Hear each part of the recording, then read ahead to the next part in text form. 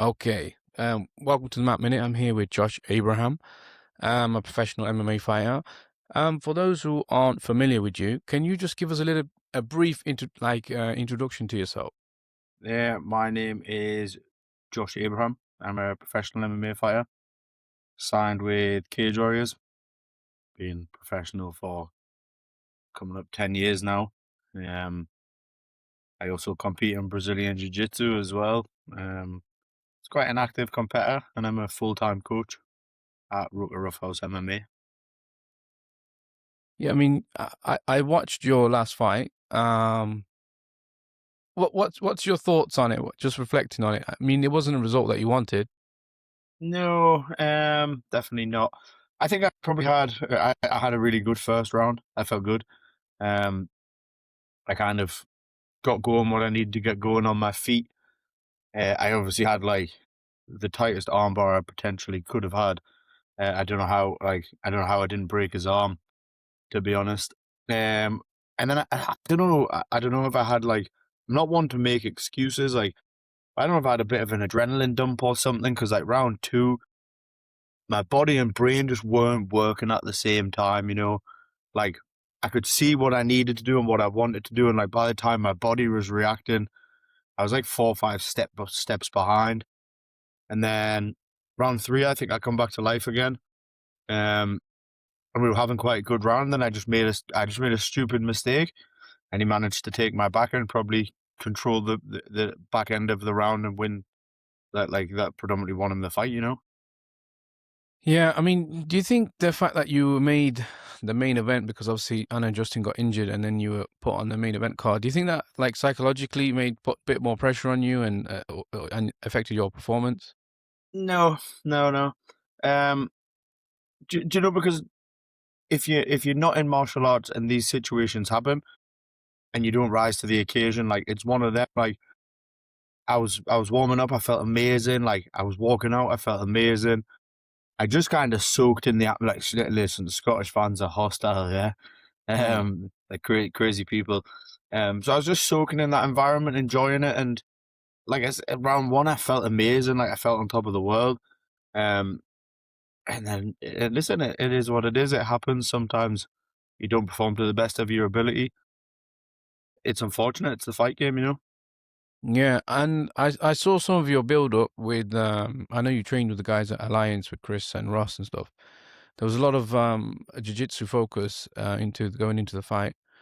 Was that your game plan? Like, because I know you went for the guillotine and then you went for, I know the armbar was locked in quite tight. Was that part of the plan, like to focus on the submissions? No. If you watch Aiden Stevens fight, he's very good on the back. Um, like if he gets on people's back, he tends to finish them pretty fast. Um, so my main focus for that was making sure, like defensively, I was so safe on my back. Um, like Chris Short has done such a good job at like no matter what position I was in, I felt safe. Like there was never a point in that fight where I thought, I'm in danger here. This could happen. This could happen. Like every point of the fight, I was like, okay, I'm safe. I'm all right. Hmm. Now, obviously, you didn't get the result that you want. So, what, like, how does it work? What's the next steps? Do you have to sort of rebuild yourself? Do you have to fight on a lesser card? And what's the thing going forward? I'm back in July the 4th in Newcastle. We just see who they offer. I feel like my performance wasn't as bad as kind of being put down the pecking order. Like Aiden's a good guy at that weight class. He's a solid competitor. And obviously I feel like it was a relatively close fight. It was a bar round two. I think obviously he was solid in round two. It was fine margins between us both. So just see, let's see what they offer in July, and I'm ready to go again. Yeah. So, I mean, like, obviously at Cage Warriors, I saw you got your jiu-jitsu black belt. Congratulations on that. Let's just diverge onto that now that I mentioned it. Like, I mean, not many people know what it takes to get a jiu-jitsu black belt, and I know Chris, he's not just handing them out. That's for sure. Yeah. I mean, just go into that. How does it feel, and what does it take to get a black belt in jiu-jitsu? Do you know what's special to get? any belt off Chris Shaw is tremendous. Because like you say, Chris doesn't give them out easy. Um, the first session I done with Chris, he basically, I was a purple belt. He dismantled me in front of all of our team, his team, and basically was like, "Ah, your jiu-jitsu's not good." And and then I've become really good friends with Chris, so we've kind of like over the years made a plan and a system that works for me and my style that I can do in MMA, I can do in no gi, I can do it in the gi. Um, but it's just been years of hard work. Like sometimes jiu-jitsu, I have this conversation with my students all the time. Sometimes you feel like you're getting nowhere. You train and you train and you train and like you're competing, you're winning all the time. And like you're seeing other people get stripes, you're seeing other people get promoted, and you're not. But it like I think I spent that long as a purple belt. I kind of stopped caring about belts and started concentrating on progress. And I thought, when I get a belt, I get a belt. Like as long as whatever belt I'm at, I'm progressing, I'm getting better, I feel better, I'm enjoying jiu-jitsu. All that really matters for me. Do you know what I mean? Mm. So, I mean, you know, you obviously when you take a loss, you obviously I know look, you were it's fine margins in the sport. You know, that I saw the arm lock; it was close. Yeah, very. You know, we'll be having a different conversation. You know, two more seconds, and maybe that'll be it. You know, but we are where we are. So, like, what is your objectives in MMA? Like, are you? I mean, you know, I know Cage, and then it's UFC, and that sort of ambitions, but it's a lofty ambition, and it's quite difficult. What's your objectives in MMA? One fight at a time. Do you know what? I used to be so fixated on it. I'm going to achieve this. I'm going to do this. I'm going to do that. Now I just take it one fight at a time because going to that fight, I was on a 2-fight win streak. It would have been easy for me to look past this guy and be like, "What if I win this? I'm going to potentially fight for a world title. I'm going to potentially do this."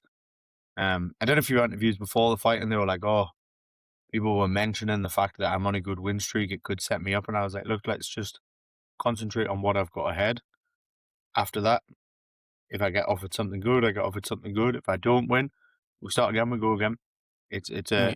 the level of cage warriors. It's a sport of margins. One mistake, you've lost.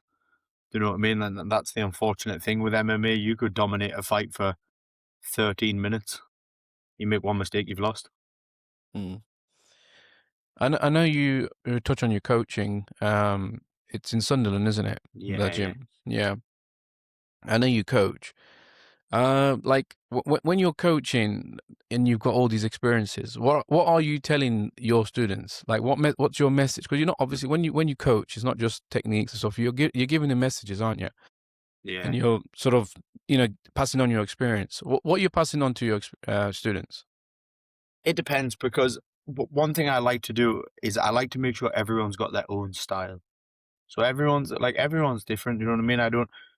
I think some gyms, if you look at the students, they're all very similar to the coach. You know what I mean? Whereas if you look at our gym, everyone's different. Everyone's good in their own way. Um, but also fighters, some of our fighters struggle in different ways.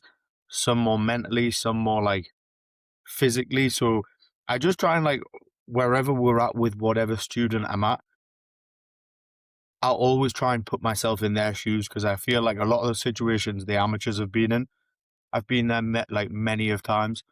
Um, the pros, whatever, like the ones that are coming through, where like the nerves they feel, like the anxiety they feel. I've been there, I've done it. I try and put myself in their shoes and like kind of mistakes I wish I hadn't made, passing that to them. Um, Stuff I feel like helps me develop fast, I'll always pass to them. Um, but it's just about making sure they enjoy the progress. You know what I mean? Like MMA is like I say this all the time. It's a lonely sport. This is one thing I try and tell them. Like if you want to be successful, it's a lonely sport. Um, it's kind of just you and your team. That's all you've got. Do you know what I mean? Social life, say bye. And it's one of them. Like I'm not bothered. I'm not a social guy anyway. I would sit in all day and play FIFA if I could. But you know, Mm. like some of them are quite social kids. They like to go out. They like to have a couple of drinks with their friends on the weekend. And for me, that's the difference between being an average fighter and a good fighter. Do you know what I mean? Yeah. Just a couple of questions on that. So you mentioned, some of the mistakes that you made and some of the changes you would. If there were some changes, like in your career, like what would they be? Not going pro as early as I did. That would be the biggest change I would. If I could go back in time, I wouldn't. I was so I don't know. I was naive as a kid. I thought I was like could have been the best thing in the world, and the confidence is great. And I say this to our lads: you have to have confidence to succeed in anything you do in life. Um, but I wish I listened to my coach. So Anthop was my head coach, and when I first said, I was like, "Let me go pro," and he was like, "Nope." He was like, "You're not ready," and I was like, "I am." He was like, "You're not." And I mean, for like 3 4 weeks every day, I was like, "Are you gonna let me go pro yet? Are you gonna let?" And then eventually, he was like, "Right, look, if you want to go pro," he's like, "You go pro." He's like, "But if it goes like doesn't go your way, don't come crying to me about it." And obviously the first couple of fights did, and then I lost, and then I think like at that point I lost. I was like, "Ooh, this is harder than I thought." Mm-mm. And that's one thing I wish if I could go back in time and start again. I'd go pro a little bit later. I wouldn't be in a rush. Do you know what I mean? Like fighting's, if you look after your body, you can fight for a while. Do you know what I mean? Mm. On fighting, thousands of people go into gyms and they practice martial arts, but very few take it firstly professionally and go out and compete. Why did you choose to take that path? Um, so I played rugby and football. Um, I played rugby because my dad played for England, and when I grew up, I just wanted to. I think he played rugby union or something like that. I just wanted to be like my dad. So I was like, I'm going to play rugby. I hated it. But I tried my hardest because I just wanted to do him. And then I was mad into football because when you grow up, kids love football. And I think it was more just a fixation of like my friends play football, I'm going to play football. And then with fighting, it was kind of always one thing that really fascinated me because I grew up like idolizing GSP. Um, to be honest, to this day now, like if anyone asks me who one of like my favorite fighter is or who, it's always going to be GSP. Um, and it's that kind of underdog story. Of he was like he was bullied as a kid, so was I. Like he come up, he was a true martial artist. Like and I like that about him. You know what I mean? So martial arts just fascinates me so much that like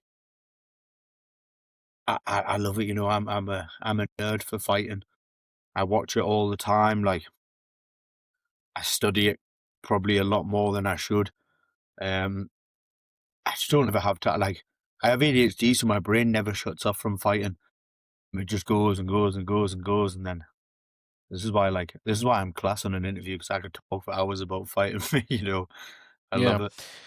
Just a couple of questions on that now. So, firstly, I know I'm going to go back to studying martial arts, so we can go and talk about that. But you said to me that like you wanted to do rugby, you didn't like it, and there are kids who are probably in your academy that their parents send them. Maybe they were bullied, maybe they want them to get like tougher, but they don't want to do it. But the parents are sort of pressurizing them. Football and rugby, you can quit. Are you advising them kids to quit, or do you say, "Look, no, tough it out," and sort of like, martial arts is integral part of. I mean, do you believe it's important? It's a fine line, right? Because football, you're not getting hurt. You might get like I don't know. You may potentially get hurt. It's a slim margin getting hurt compared to martial arts. So one thing I always try and do with especially with my juniors because I think adults like adults make their own choices. Um, if they want to fight, when I think they're ready, they fight. Some juniors I know don't want to fight, but I know their parents want them to fight. So it's more that like I let my parents sit in and watch the kids' classes, and I can just because I like to see how the parents act with their kids. I like to see how the parents react when their kids are doing good, when their kids are doing bad. Like I like to see that because it's a kid's mentality is made from their parents. It's not like I have an impact on it. Like a lot of my junior students obviously look up to me in what we do, but a lot of it comes from your parents, right? Like my dad's a military man, so like growing up, I was kind of raised like you said there, like you just got to tough it out.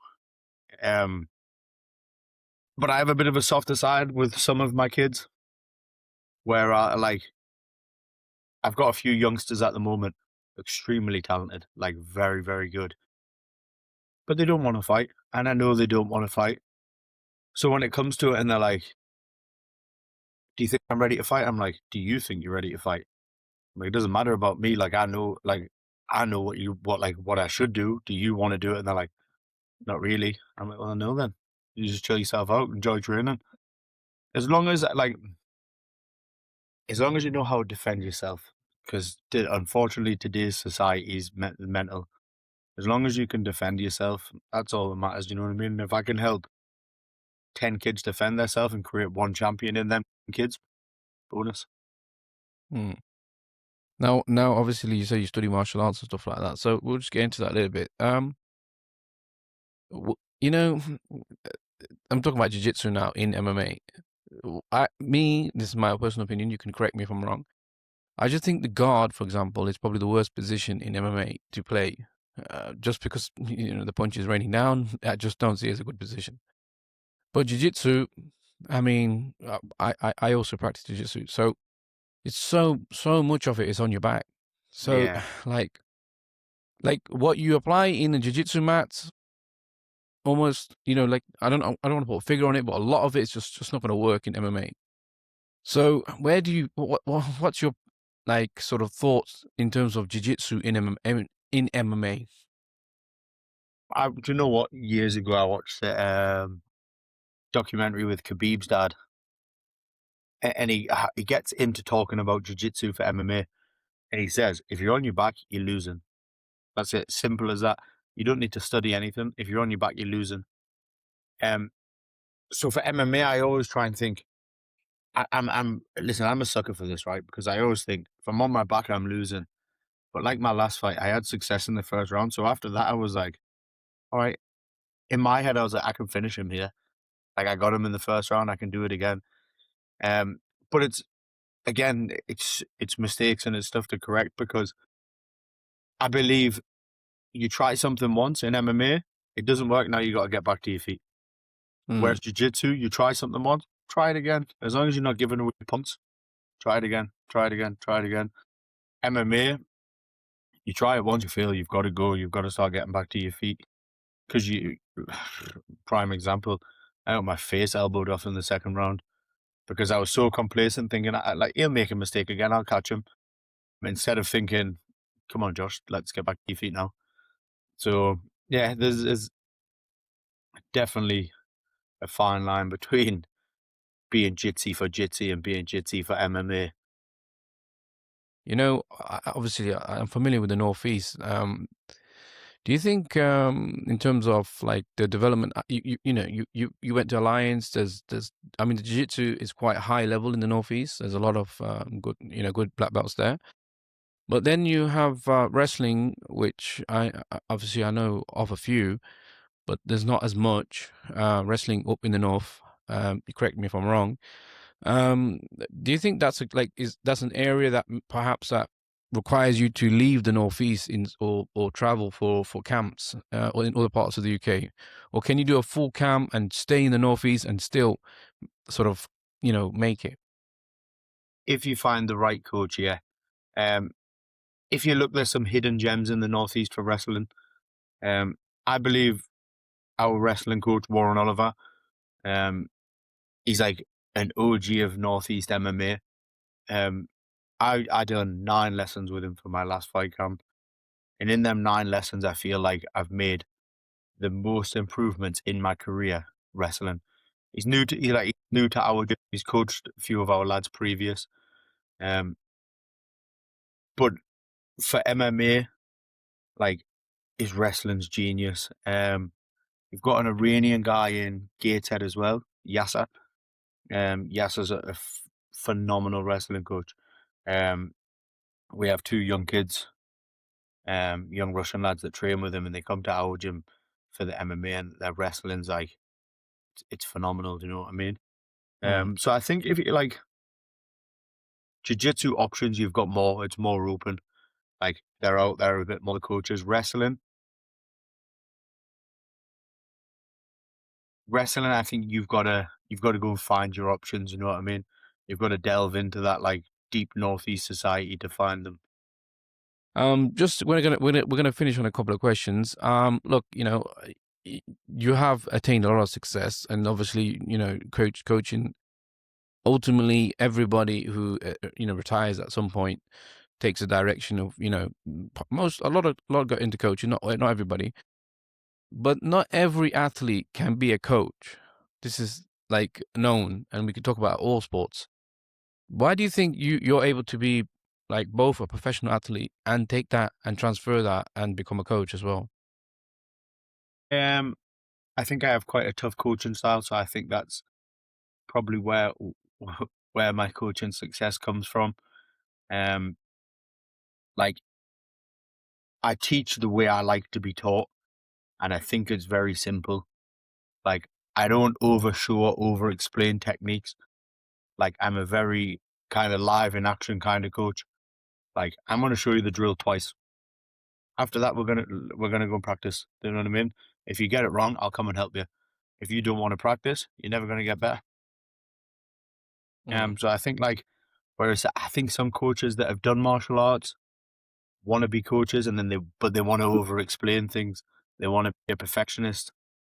Like it, you're few and far between finding a perfectionist in MMA. Do you know what I mean? mm, yeah. And so, how long do you think that you're gonna remain as a sort of a professional athlete? Like, I know you said it one fight at a time, but there's got to be some sort of, plan in place, or is it just isn't? I'm not going anywhere anytime soon. I know that. I'm staying. Listen, I love fighting. Like fighting took me out of a spot I was in, and like I got bullied as a kid. You know what I mean? Fighting's brought me through everything in life. I owe everything to fighting. So I'm going to be around for a long time, whether it be fighting or being a coach. I'm here. And on that, we'll end it there. I really appreciate your time. Pleasure's mine, brother. We can do it again for sure, and I'm just gonna end it there. So thank you. Pleasure.